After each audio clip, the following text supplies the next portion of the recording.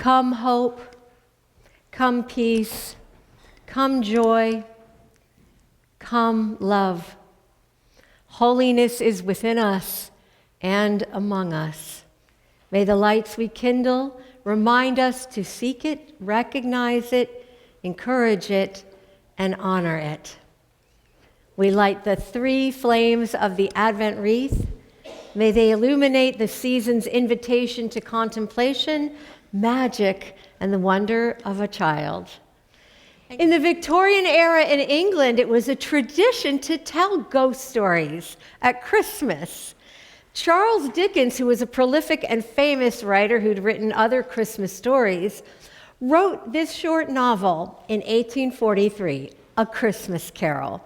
One of his other seasonal stories appeared in his earlier novel, The Pickwick Papers, and it was called The Story of the Goblins Who Stole a Sexton. A sexton is the church custodian. So let's not tell Mike about that story. But it might sound familiar to you, the plot. It was about a very cranky sexton who is visited by 3 goblins who show him the past, present, and future. And so you can see Dickens planting the seed in that story for this one. Charles Dickens had a deep concern for those who suffered from poverty, as he had experienced it himself as a child. His father spent time in debtor's prison, and Charles himself later visited many places where children were put to work in terrible conditions.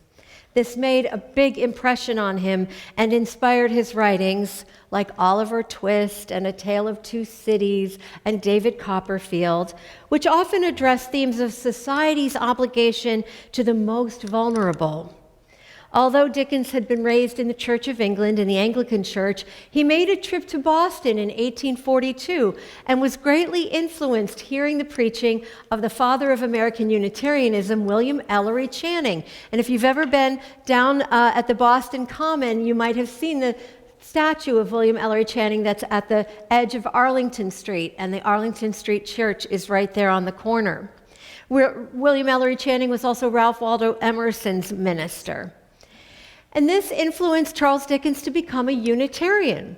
When he returned to England, he began attending the Unitarian Church at the Essex Street Chapel, where I've had the honor to preach. And he wrote this classic very, very soon thereafter. It's been beloved ever since. This whole team of adults and children have worked incredibly hard on this pageant, the first live one that we have had in many years. We are so excited for them and appreciate their effort and commitment in bringing to life this adaptation of Charles Dickens' A Christmas Carol. Welcome to A Christmas Carol. This is a story about an unkind man named Ebenezer Scrooge. Today is Christmas Eve, and would you believe it, but Scrooge is still at work. It's closing time, and Bob Cratchit, Scrooge's clerk, is about to leave and head home. But before he does, he needs to ask Mr. Scrooge a favor. Excuse me, Mr. Scrooge. Could I please not come to work tomorrow? What? Why? Well, because it's Christmas, sir. Christmas is humbug. We need to make money, Cratchit, so you must come to work. Please, sir, I would like to spend Christmas with my family. Fine, but you work extra hours next week. Oh, thank you, sir, thank you. You're welcome to come to our Christmas dinner if you like. No. All right, well, if you change your mind. I won't. Very well. Merry Christmas, sir. Christmas is humbug.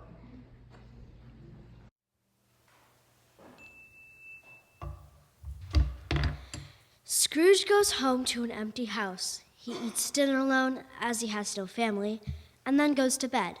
When the clock strikes midnight, Scrooge is awoken up by the strange sounds and moans and rattling chains.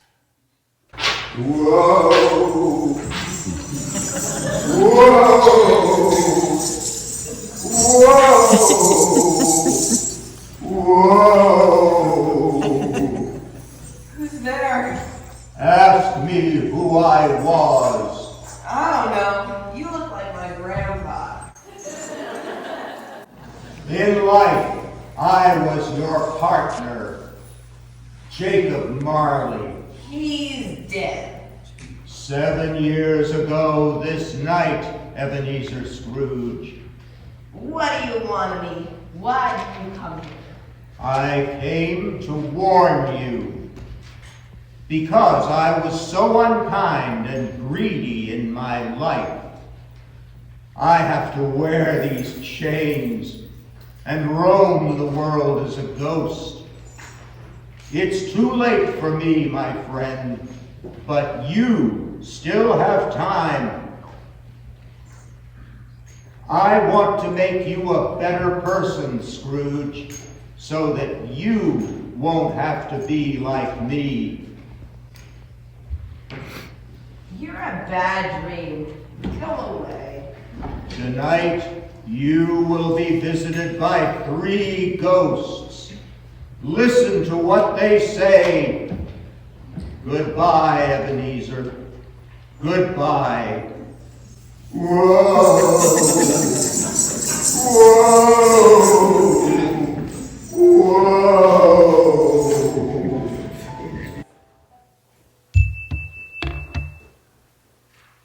The clock strikes 1. Dong. Wake up, Scrooge. Who are you? I'm the ghost of Christmas past. Long past? Your past.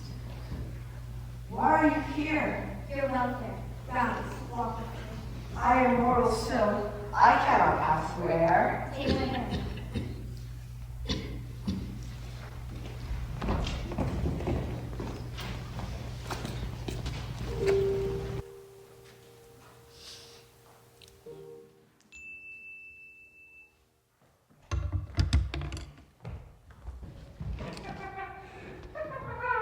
Hilly, oh, no more work. It's Christmas Eve and a Merry Christmas to all. Let's have a song.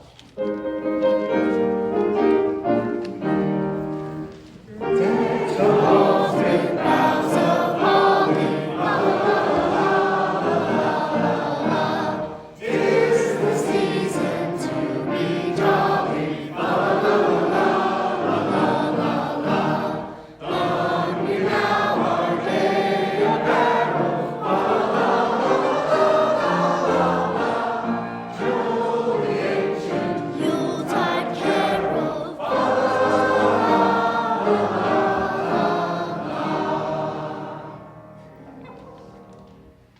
Do you remember this? Oh, yes. What a wonderful master he was, Mr. Fezziwig. He made us all so happy. That is what a good master is. It makes me wish I could have a word with Bob Cratchit now. But this is all in your past, Scrooge, before money and greed became the most important things in your life. Watch now, Scrooge, as the events unfold that evening. Oh, he does not love me, Uncle, and so I have called it off. Oh, my dear Miss Bell, whatever is the matter? It is clear to me now that he will always place money before love. He loves only money, and so I have called off our wedding. I told him I would lease him to pursue his wealth, and he would say nothing. Come now, Belle, let us comfort you. I'm holding you on this cold, cold night. No, no. It was not meant that way, Spirit. Why do you torment me now? I show you only your own past, Scrooge. Do not blame me for the mistakes you yourself made. Remember that, Scrooge, because now we must go back.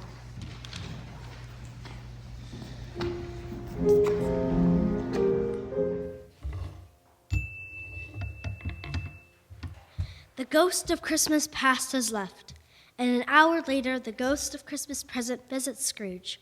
As the clock strikes 2, the ghost of Christmas present appears to Scrooge and takes him by the hand, following him to Bob Cratchit's house. As they peer through the window, they can see Mrs. and Miss Martha Cratchit preparing the dinner table for their dinner this very evening. Christmas Eve. Dong. Dong. I am the ghost of Christmas present. I have brought you here to Bob Cratchit's home. You did want to talk with him, yes? Don't worry, Scrooge. You won't have to. Listen. Now, Martha, you must make the table perfect for the family. We've spent all our money on goose. It was the smallest and cheapest we could find. And we'll make do. Have a very Merry Christmas. Yes. Scrooge, to have us supper on Sunday. Yes, Mother, we will have a wonderful Christmas. No thanks to the overmen. Oh, I wish I could have a word. Oh, I wish I could have a word with him. I'd give him a piece of my mind to feast upon and wish him a good appetite for that. Merry Christmas to my dear, dear family. Merry Christmas, Mother. Merry Christmas, Martha. I'm so hungry. Merry Christmas. Martha and I have been busy preparing feast for us this evening. And how did little Tim behave at church? He was good as gold.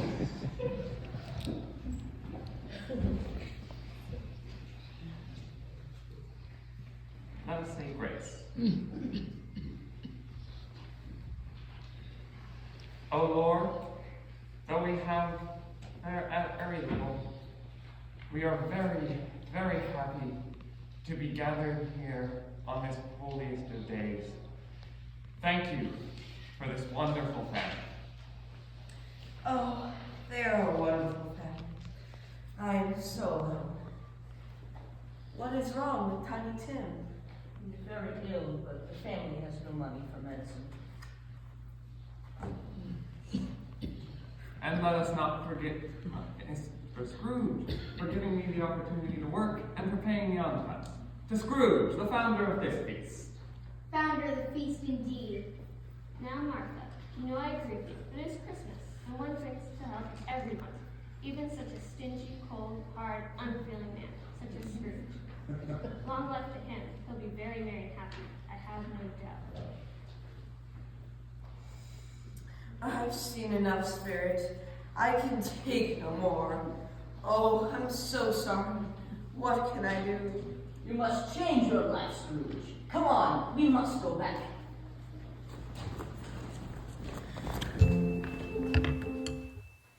The clock strikes 3. Dong, dong, dong.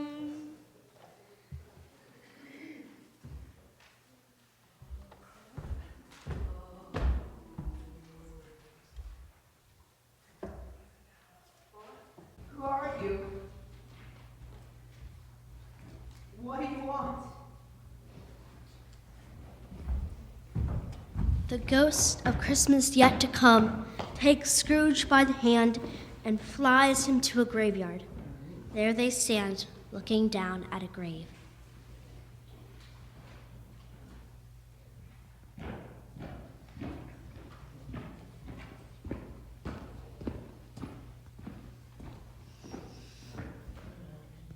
Where are we?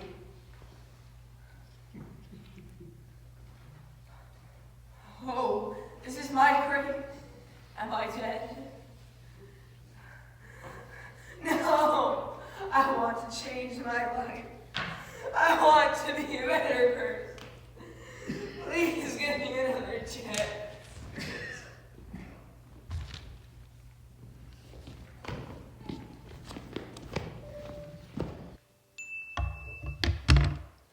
The next morning, Scrooge wakes up to the sound of church bells.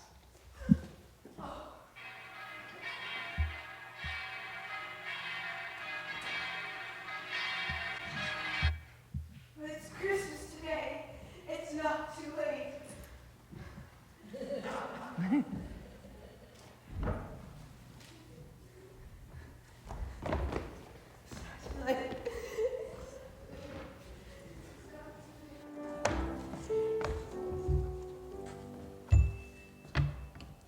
And indeed, Scrooge was not too late. He bought the largest turkey he could and ran all the way to the Cratchit family house to join them for Christmas. Merry Christmas, everyone. Mr. Scrooge! Come in, sit down. Welcome.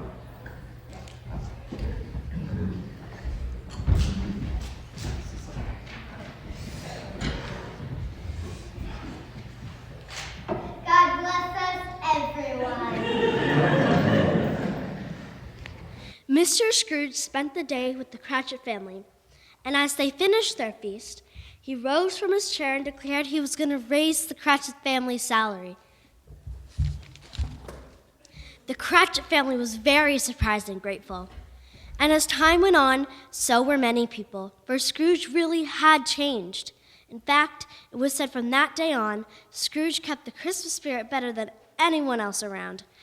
And where he was once known to say, "Bah humbug," now this time of year you could count on him saying instead, "Merry Christmas!"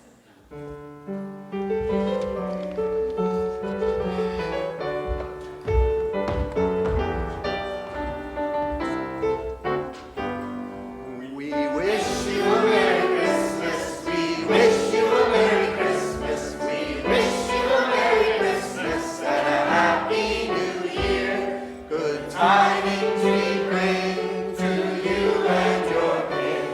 Good tidings for Christmas and a Happy New Year. We wish you a Merry Christmas. We wish you a Merry Christmas. We wish you a Merry Christmas and a Happy New Year.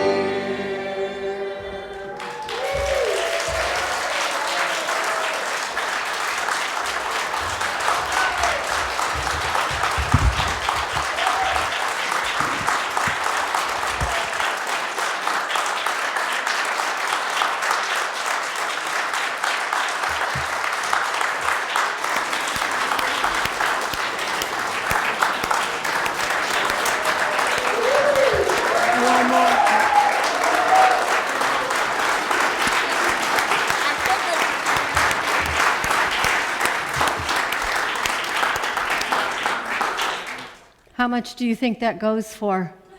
Turkey or goose that size? Well, my favorite version of A Christmas Carol is the Muppet Christmas Carol. I don't know how many of you have seen that one. It's really delightful, and Michael Caine is an amazing Scrooge, of course, acting alongside Muppets. But he takes it very seriously, and there are really adorable songs in it. So that's my favorite, and I watch it pretty much every year. But this year, I decided to watch the 1980s made-for-TV version of A Christmas Carol with George C. Scott as Scrooge. How many of you have seen that one? Oh, good. Okay. It's really, really good, and it's streaming. I forget where I watched it. But it's obviously more serious than the Muppets. Although the Muppet version does get pretty serious. I mean, you saw what happened. It gets really real there for Scrooge, you know? So maybe it's because George C. Scott is an American actor, but he really knows how to deliver all of Scrooge's lines about the poor in a particularly convincing way. And it was occurring to me as I watched, I was like, you know, we hear this kind of rhetoric all the time. Aren't there programs to take care of these people? You know, these welfare kings and queens? This is where my taxes go to. Why should I make charitable contributions? Right? We hear this.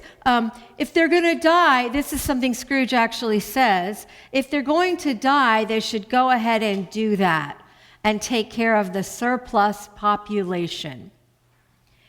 None of these sentiments are things that we haven't heard constantly in America. Those ideas are very common in our national discourse about poverty.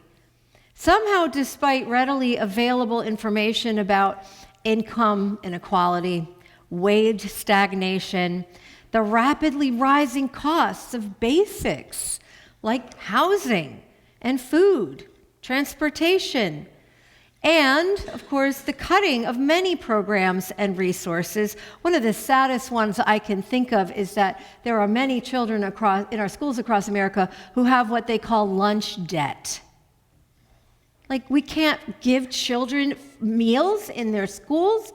So there are still lots and lots of Scrooges among us who believe that if an individual or a family is struggling to make ends meet, it's because they're lazy or irresponsible or lowlives.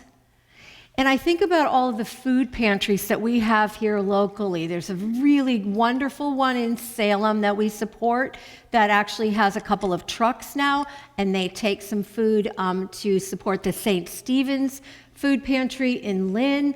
There's a food pantry right here in Swampscott, the Anchor Food Pantry, which the church also supports. And it makes me think about all of the people who could really use that resource who hesitate because they've internalized this message of shame, which really is so sad and so unnecessary. Do you remember Gen Z mocking the boomers? I think it was. I'm not going to start a generational warfare here, but who were telling them if you kids would just give up your lattes and your avocado toast, you could buy a home because it all adds up. And the kids are rightfully going, that's nonsense. This has all become totally unsustainable, and you've got to be kidding us. The debate rages on and never seems to settle anywhere productive, fair, and informed. Meanwhile, a massive percentage of children in the wealthiest country in the world, go hungry. There's a scene in A Christmas Carol, and I'm talking about the version I just watched, but this is right out of the book, where the ghost of Christmas Present, and you saw him up here just a moment ago, the costumes, weren't they wonderful? Regina Millis, the genius of Regina Millis, yes. He's wearing the wreath, and it's all sort of the Yuletide abundance and greenery. But in the book, he opens his robe and shows this really dreadful little pair of children looking starved and with big dark circles under their eyes. And it's really kind of a shocking moment and very distressing in the movie. It's a shock because the ghost has mostly been about fun and light, and he's been sarcastic and kind of funny with Scrooge. But these children, he says, represent ignorance and want. Another caution to Scrooge of the world that he's helping create with his callousness. Of course, I thought immediately of Brian Thompson, the CEO of United Health Group, who was slain just a couple of weeks ago in the streets of New York City. This story has been on, I think, most of our minds. We have certainly heard a lot about it. Luigi Mangione is the man responsible. In A Christmas Carol, the ghost of Christmas yet to come takes Scrooge to an underground bunker of thieves and pawnbrokers who are gleefully sharing the news of his death and rifling through his belongings, including, really in a grisly scene, his bedclothes. Apparently, whoever has worked for Scrooge and perhaps attended to him has actually taken those big curtains from around his bed, those curtains that would keep people warm in that era of very chilly houses. And they're selling them, and they're kind of casting lots and joking about him, showing him the same concern in death that he had shown their kind in life. And yet this horrifies Scrooge. And it's another revelation that causes him to have an emotional conversion upon waking from his dream visitations. The response to Brian Thompson's death, very real death, has also been overwhelmingly callous. And I have never seen such a response to something like this. And a unanimous response from those of every political persuasion. That this man's attitude and other corporate leaders like him, his attitude towards their suffering, and his insurance company's rejection, denial, and refusal of their health care claims, and subsequent responsibility for their and their loved ones' unnecessary agony and even death, is not really a crime or a shame. They've embraced Luigi as a folk hero and wholeheartedly exclaimed, some of them, that others of Thompson's fortune and power who build massive fortunes on the privation of ordinary people should meet a similar fate. It has to be said, it has to be morally reflected upon that this has been the overwhelming response. It has been very sobering to watch this.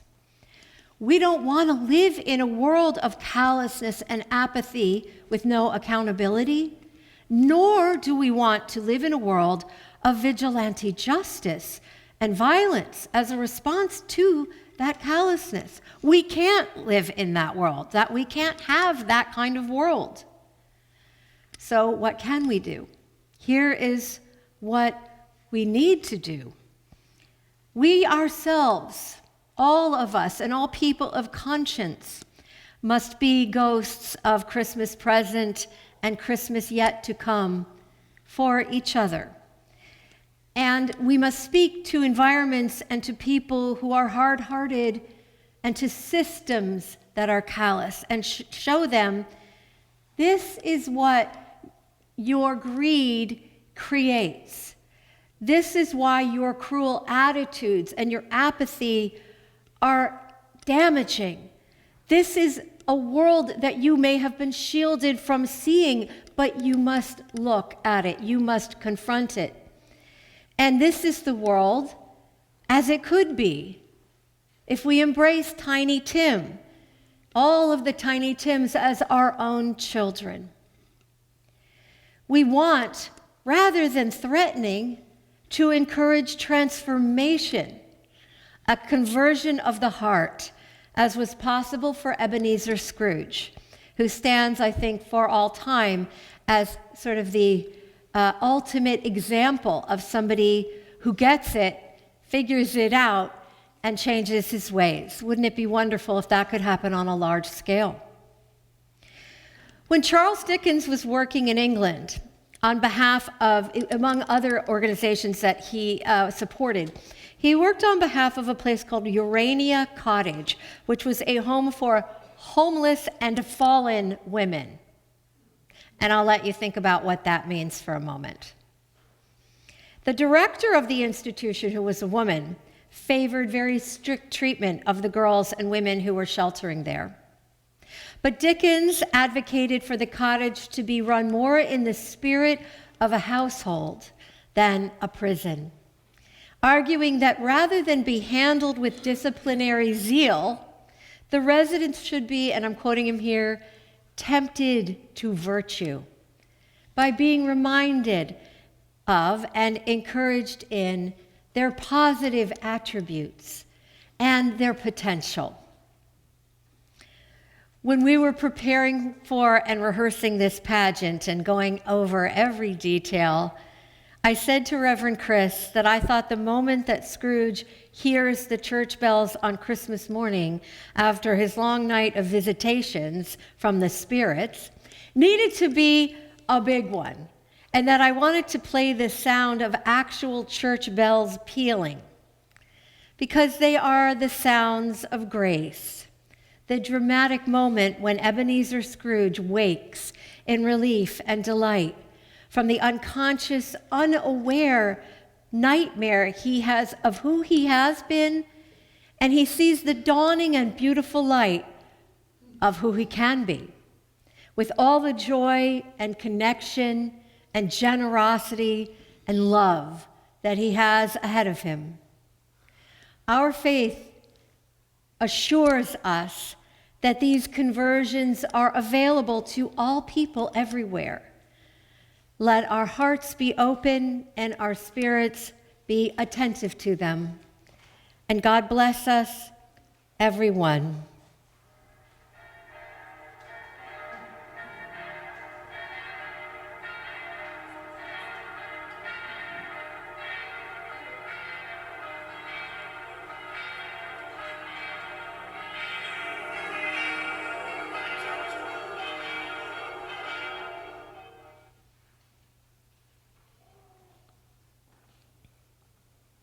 I hope that this season is treating you well. I hope that your plans and preparations are going as well as can be expected. I hope that as you make your way around in the next couple of weeks, you will be aware of the amount of stress that you and others are very likely experiencing, and slow down, create some room for quiet reflection, be gentle and patient with everybody out and about, the traffic, the parking lots and all of the craziness, so that we can be agents of this joyfulness of the season and bring some light wherever we go.